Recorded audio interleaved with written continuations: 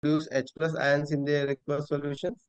Bases give hydroxide ions in the aqueous solutions. Okay.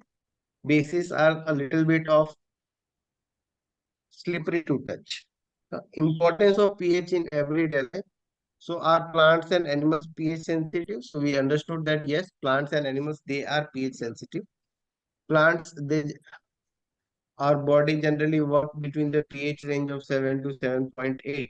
So this we had seen some places where we have the pH of the soil in our backyard. So it should be nearly 7. Soil should have an acidic neutral pH of the digestive system. So the digestive system should have a new pH of inside the stomach. It has a low pH. Inside the mouth, it is a little bit of basic pH in the mouth. pH change as the cause of tooth decay. So we observe whatever food particles we eat, those food particles, they get stuck in the spaces in our teeth. So if they get stuck over there, so overnight they are oxidized to acids. So the food particles, they are oxidized to acids, and those acids which are generated, they corrode the surface of the enamel, our tooth cavity, which is a crystalline form of calcium phosphate. So the calcium phosphate is corroded from the surface.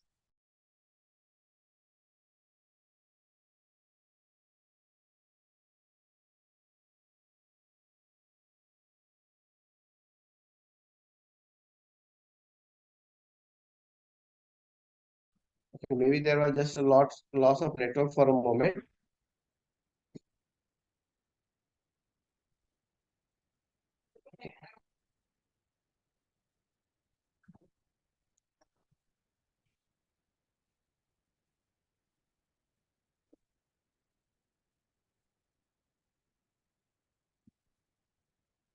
Am I audible to everyone? Yes, sir.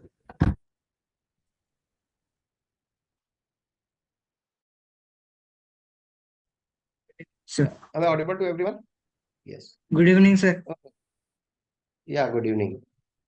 So we had done in the last class pH change as the cause of tooth decay. We observed that our tooth corrodes due to the pH the acids which are generated inside the mouth, they corrode the surface of the enamel. Okay. And because of the corroding surface of the enamel, we suffer from tooth pains. Then we had to do self-defense by animals and warfare. So many animals, they use chemical protection and warfare. Uh, uh, I think most of you must have faced a sting of an honeybee or sting of an ant. Sting of an ant, that at least an ant has bitten you.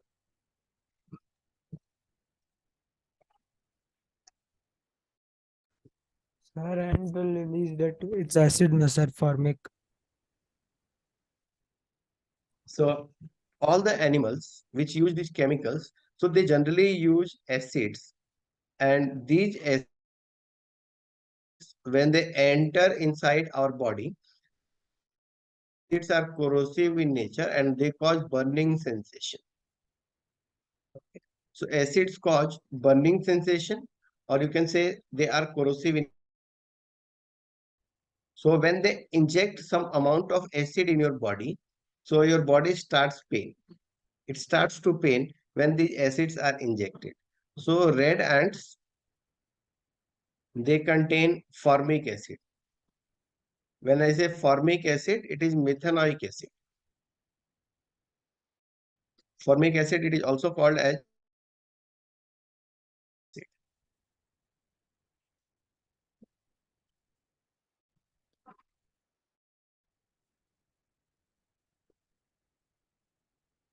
Got it?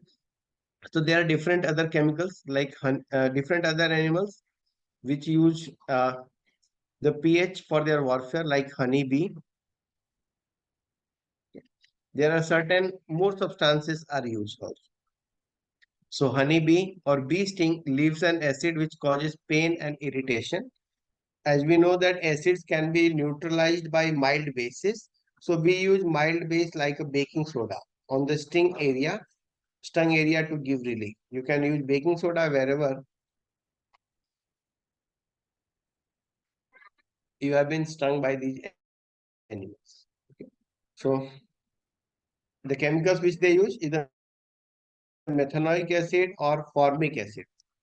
Methanoic acid is the IUPAC name, and formic acid is the name of the common name.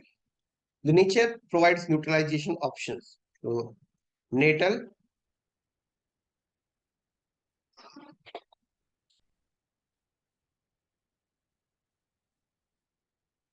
okay, so natal is a plant. It grows wild and it has a stinging hair. So if you touch it accidentally, if you are touched by it accidentally, you will get pain.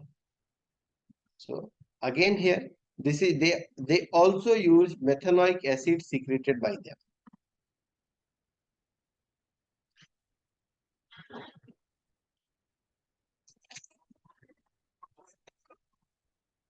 Okay, and how do we correct it?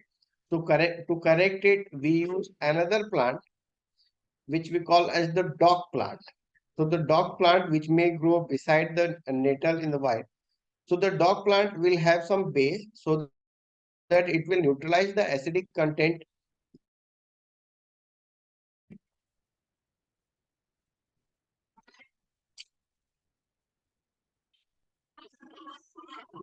Okay. So here we have some of the naturally occurring acids which we generally eat. For example, vinegar contains acetic acid, it is edible. Orange contains citric acid. Tamarind contains tartaric acid. Tomato contains oxalic acid. Sour milk or curd, it contains lactic acid obtained from lactose. Lemon also contains citric acid. Ant sting contains methanoic acid or formic acid. Natal sting also contains methanoic acid. So natal is a plant which secrete methanoic acid. So now for question 1, you have two solutions A and B. The pH of solution A is 6 and the pH of solution B is 8. Which solution has more hydrogen ion concentration? So which solution will have more hydrogen ion concentration? A. Definitely A is acidic in nature. So A will have more hydrogen ion concentration. And which one is acidic and which one is basic? A is acidic, B is basic. Yeah, so A is acidic and B is basic in nature. What effect does the concentration of H plus ions have on the nature of solution? So is there any effect by the concentration? Like more the H plus ions, like more Yes. acidic in the solution is, and lesser it is, like, Yeah, yeah. more H plus ions, it is going to be more acidic in nature. Do basic solutions also have H plus ions? Yes, but then the concentration of OH minus ions in. Yes. So bases also contain H plus ions, but their concentration is less. So therefore, they are base. Under what soil condition do you think a farmer should treat the soil of his field with quicklime or calcium oxide or slaked lime or chalk, that is calcium carbonate? So under what conditions should he be taking these steps?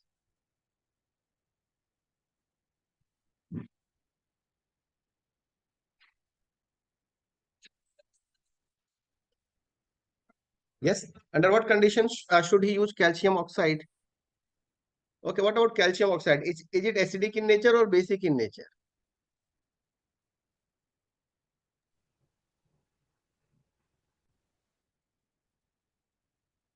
Yes, I think I'm audible to you all. Yes, sir. sir. Yeah. So can you tell why, under what condition the farmer should be using calcium oxide or When calcium the, hydroxide?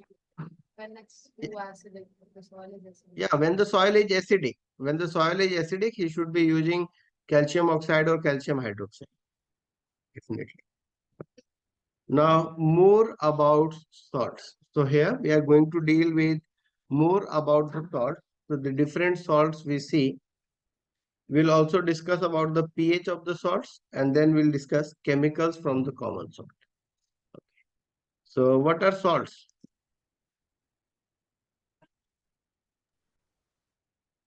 Generally, up to now, we have thought that salts are neutral in nature. Okay. So what are salts actually? Salts Sir, are I neutral. think it is an ionic compound. Yes, salts are ionic compounds.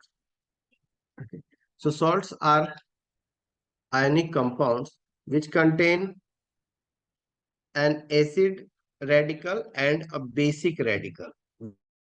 What I mean by acidic radical and basic radical, from the given salt which was obtained from an acid is an acidic radical, and the part which was obtained from a base is a. We have different salts around us. For example, we have sodium carbonate, Na2CO3. We have NaHCO3, sodium hydrogen carbonate. We have NaCl, sodium chloride. We have copper sulfate, which is a salt. We have aluminium sulfate, Al2SO4 whole thrice. Okay. So out of these salts, we observe that a salt is formed as the result of the neutralization reaction between an acid and a base. So if you take like Na2CO3, so Na2CO3 can be considered to be formed if you reacted NaOH and an acidic compound like carbonic acid. So if you react both of them, you will get Na2CO3, sodium carbonate, and H2O. Okay. So here Na part is the basic radical. It is obtained from the base, and carbonate part is obtained from an acid. Okay. In the similar way, in NaCl, can you tell me in NaCl which part is an acidic radical and which part is a basic radical? In NaCl, which one is an acidic radical and which one is a basic radical? Na is like the basic one, NaOH, and HCl, which is Cl, will be acidic. Yeah, Na is an acidic radical and Cl is a basic radical. Got it? So out of these salts, we observe that certain salts are colored and certain salts they are white in nature. They are white in color. Generally, this the salts of group 1 and 2, they are generally white in nature. Okay. The other salts, the salts of the transition metals, they are generally colored. For example, the salt of copper, that is copper sulfate, it is colored in nature. The salt of iron will also be colored in nature. The salt of lead will also be colored in nature. Okay. So different salts, they can have colors. Different salts may not have color. For example, sodium carbonate and sodium hydrogen carbonate, sodium chloride, they are colorless salt. Okay. But copper sulfate is a colored salt, it's blue in color. Okay. So this salt is blue in color, and these salts, they are white in color. If you have iron sulfate, can anyone tell me the color of iron sulfate? What will be the color of FeSO4? It's green in color. Okay. So different salts, they have their different colors. And the color of the salts is due to the presence of the metal ion with which they are associated. Okay. The metal ion with which they are associated that imparts a typical color to that salt. Now, some of the salts may exist as dry, and some of the salts may be bounded by water of crystallization. Bounded by water of crystallization means when they have their crystal shape. Salt crystals. If we talk of salt crystals, so you can have salt crystals of copper sulfate. So salt crystals of copper sulfate or CuSO4, they are bounded by 10 molecules of water of crystallization. That means when their crystal lattice is formed, so to form their crystal lattice with one molecule of copper sulfate, we require 10 molecules of water which are there in that crystal. So these molecules of water which are present in the salt, they are called as water of crystallization. You have this water of crystallization.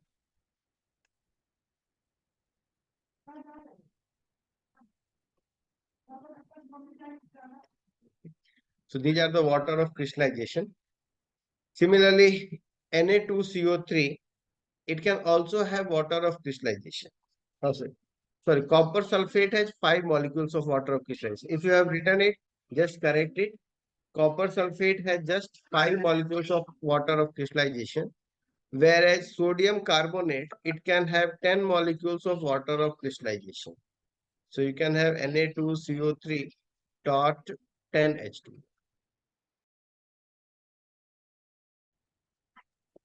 Sir, isn't that washing powder also? What happened? Isn't that washing powder also like I have this doubt as reading the text of the document? Washing soda. Are you talking about washing soda? So Na2CO3 dot 10H2 is the washing soda. Yeah, Huria, what's your doubt?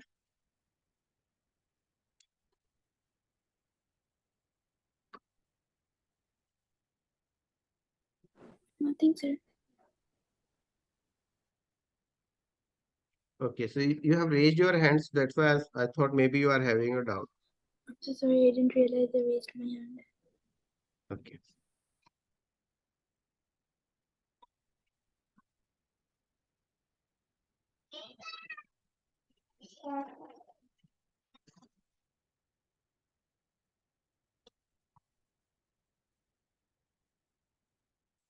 So these are the different salts. So some of the salts are always neutral in nature.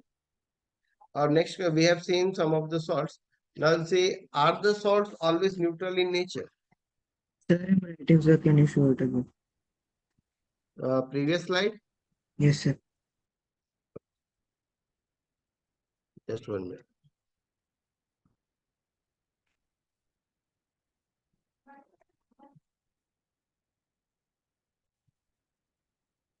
So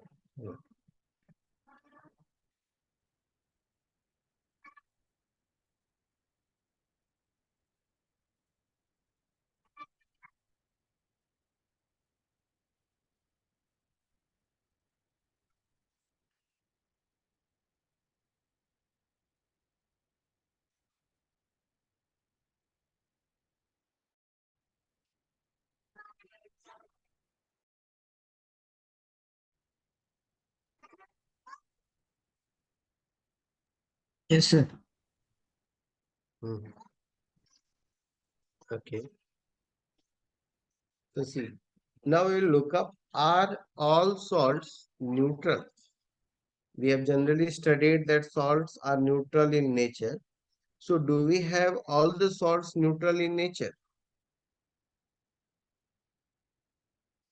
So the answer lies in their constituent radicals.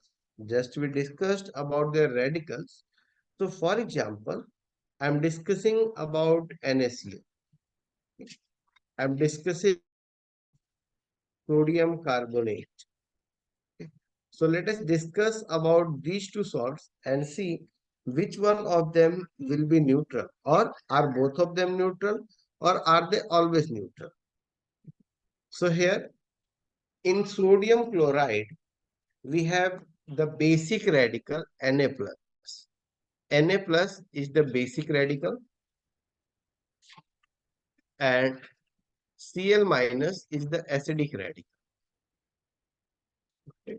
Cl minus was the one which was obtained from the acid, so it is the acidic radical, whereas Na plus is the basic radical. So when Na plus forms the base, it will form a strong base, sodium hydroxide, which is considered a strong base. Chloride will also form a strong acid, which is hydrochloric acid. So here both strong bases and strong acids. So here the solution consists of a strongly basic radical, acidic radical. If we look for sodium carbonate, so sodium carbonate, here the basic radical is Na plus, but the acidic radical is a carbonate ion CO3. So this is a strongly basic in nature and this is weakly acidic in nature since it forms carbonic acid, which is a weak acid. So now can you tell me which one of them is going to be neutral? NaCl. Yes, Pranaya? It's a NaCl because this is a strong base and that is also a strong acid. So Yes, NaCl is the one which is going to form, which will be there. So NaCl is the one which forms a strongly acidic, and it is going to be a neutral in nature since both the portions are strong. Its acidic portion is also strong and basic portion is also strong. What about sodium carbonate?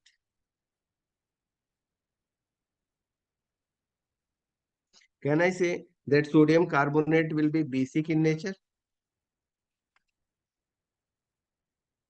Yes or no? What about sodium carbonate? Will it be acidic in nature or basic in nature?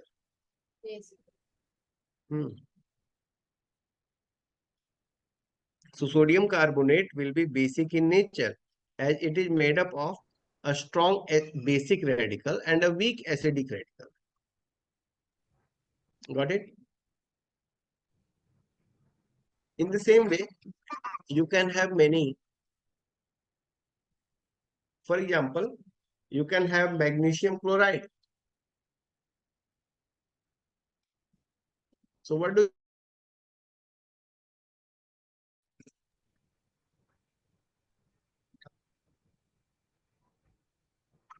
magnesium chloride or aluminum chloride? Okay, so they are going to be acidic in nature. So Sir, can salts you tell are it again because your voice was breaking hmm, in the middle. okay. So at least you have understood this much. It depends on whether the given substance is consists of a strongly acidic radical or a strong basic radical. If both of them are strong, if the acidic radical is also strong and basic radical is also strong, so then we say that the salt is neutral. If the acidic radical is strong, so it will be acidic in nature. If the basic radical is strong, so it will be basic in nature. Okay. So for example, you consider the salt of aluminum chloride or magnesium chloride. So a salt of magnesium chloride, MgCl2, it will have the basic radical as Mg2 plus and the acidic radical as Cl minus. So as we know that this is a strongly acidic, whereas Mg is strong, a weak base. So this salt MgCl2 will be weakly acidic in nature. Got it? That salts can be either acidic or they can be basic in nature. Any other doubts about the salts? No, sir. Okay. So, just giving you a quick revision of hydrated crystals or hydrated salts, as we are going to use further about the hydrated salts. So, hydrated salts are the salts which use water of crystallization to form their crystals. So almost all the salts which may look to be dry, they are not actually dry. They have water of crystallization. Okay. So like copper sulfate, we just discussed. Copper sulfate is CuSO4. So it has 5 molecules of water of crystallization. Aluminium sulfate, Al2SO4, or let's say we'll come to aluminium sulfate. Let's say sodium carbonate, Na2CO3. It can have 10 molecules of water of crystallization, which we call as washing soda. We call this as washing soda.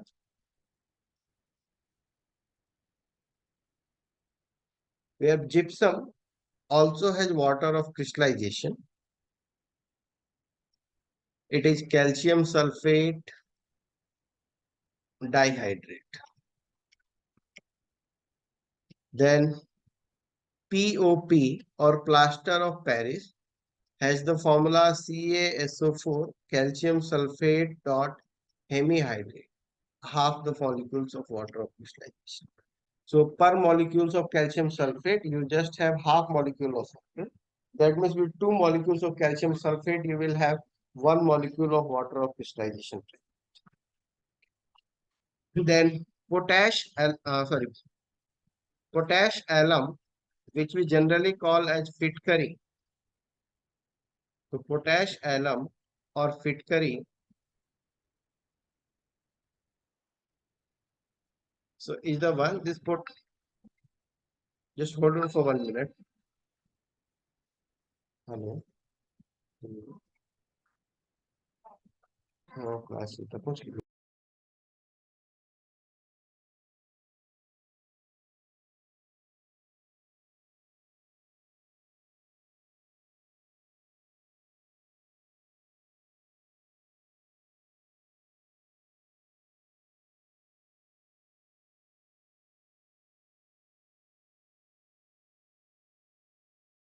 potash alum or fitcurry. Its formula is K2SO4 dot Al2SO4 aluminium sulfate and dot 24H2O. So it has 24 molecules of water of crystallization. In the similar way, you must have seen sugar crystals that we also call as mishri. So it also has the water of crystallization. So the salts, they can be dry or they can even be hydrated. So it's not necessary that always they are hydrated. If they are in their crystalline form, they will be hydrated. And if they are in the generally powdery form, so they are unhydrated. But now let us see some. Every year from this topic, we expect some questions. And this Sir, topic is, writing, sir. yeah, you are writing? So that could you show the previous bit, sir? Okay, just 1 minute. Just 1 second. As what happens, I generally used to forget the points, which forget the topic which I'm going to teach. Okay, so this is the one. Hydrated solids.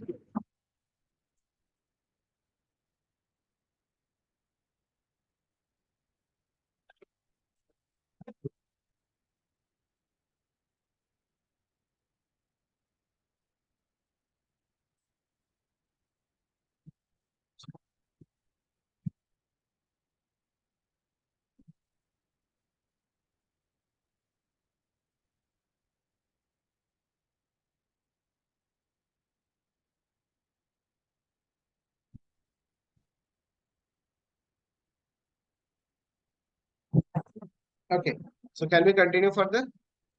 Sorry, 1 minute, sir. The last formula I'm writing. Okay.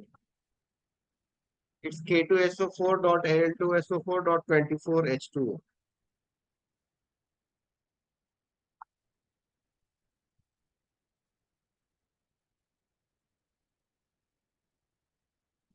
So that is 24, sir. Yeah, it's 24H2O. Okay, sir. Yeah. Completed, sir.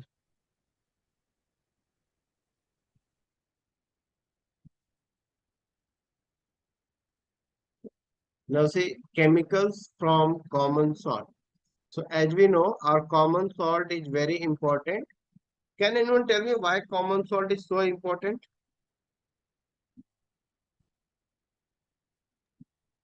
Because it's neutral and I don't think we can use other salts in the food we eat. See, common salt, it forms an important constituent of all the food particles.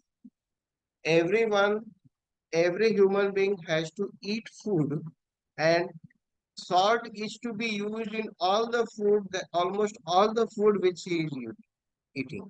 So almost all the food will contain salt in it. And also we observed that it was so important, common salt was so important that in India, finally Gandhiji has had to uh, Dandi march, has to march for Dandi for this salt revolution, for the salt plot, for breaking of the salt. Okay. So this common salt is so important. When we say common salt, we are talking of sodium chloride. So where all do you think the sodium chloride is available to us? From where can we get sodium chloride? Yes, From the what are the sea. yeah, from the sea. So sea is a source of common salt, sodium chloride. This is the most commonly available salt, which we call as the common salt. Okay. So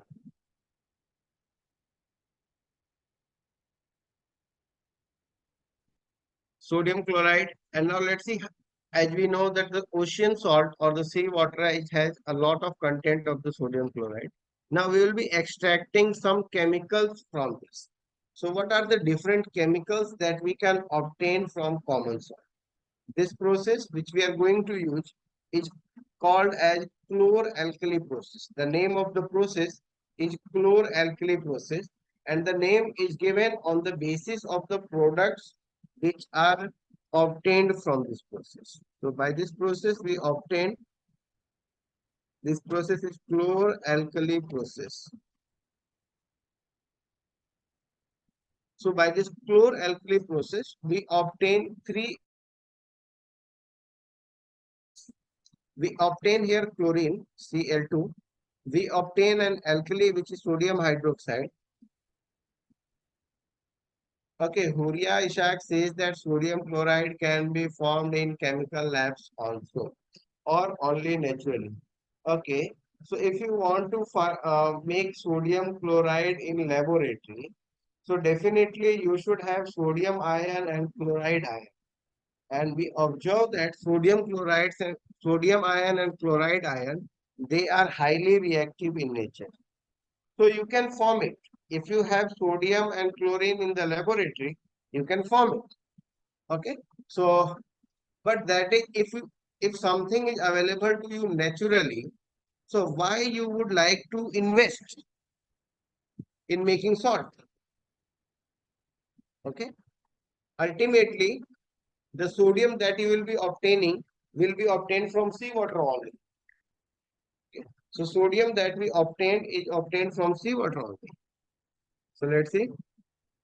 For the chlor-alkali process,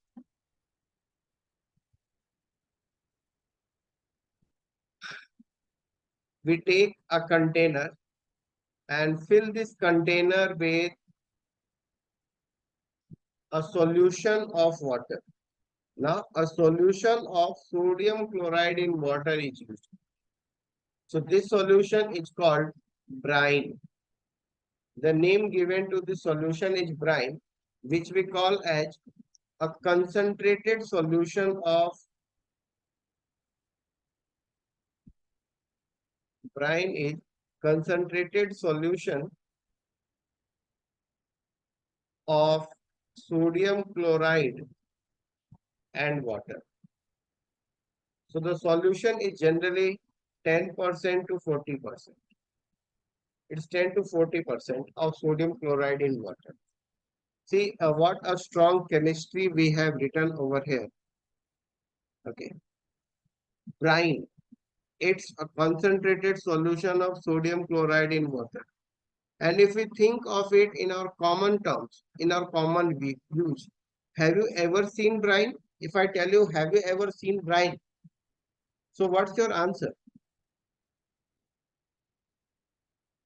Have you ever seen or used brine?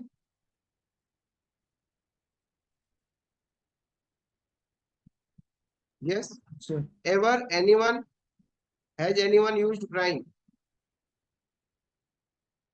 Sudhanshu, Meher? No, sir. No. Moksha? No, so maybe. No. Okay, have you ever done this? That at your home, you took a glass of water and in this glass of water, you added a spoon of salt. Yes, sir. Yes, sir. So isn't it the same thing? Just read the definition. Isn't it the same thing? Yes, sir. Yes, Yes, it's the sir. same thing.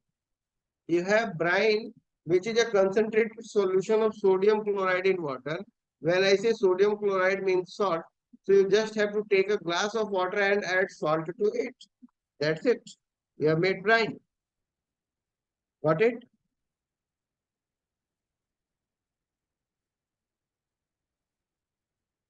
Okay. So we'll continue with this process, chlor-alkali process in the next class. Right? Today we have done about the salts and the pH in our everyday life. Anyone having any doubts from these? Okay, students. Bye, everyone. We'll see you again tomorrow. Thank you, sir. Bye. Bye, sir. Thanks, sir. Bye, sir. Bye. Okay, anyone who is facing any issues during the class? Huria, Siddhisri, Siddhisri?